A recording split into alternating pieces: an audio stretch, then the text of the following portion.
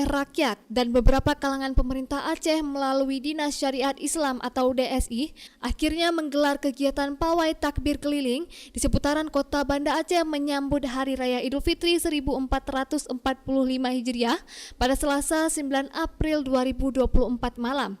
Kegiatan pawai takbir keliling dimulai setelah salat Isya dan direncanakan akan dilepas oleh PJ Gubernur Aceh Bustami Hamzah. Rencananya rute yang akan dilalui dimulai dari jalan depan menara utama Masjid Raya Baitur Rahman, selanjutnya menuju jalan depan Sinbun Sibreh, Simpang Kodim, belok kiri menuju Simpang Surabaya.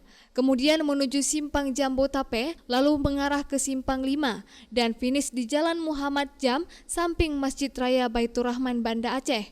Kepala Dinas Syariat Islam Aceh, Zahrul Fajri menyampaikan bahwa sebenarnya untuk malam Hari Raya tahun ini sudah diagendakan kegiatan festival takbir di Masjid Raya Baitur Rahman dan meniadakan takbiran keliling.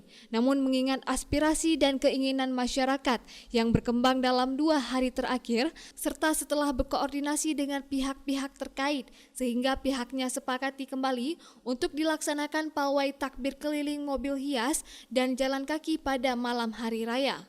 Diharapkan pada warga masyarakat dalam seputaran kota Banda Aceh dan Aceh Besar yang ingin menjadi peserta pada kegiatan pawai takbir keliling mobil hias dan jalan kaki dapat segera mendaftarkan diri.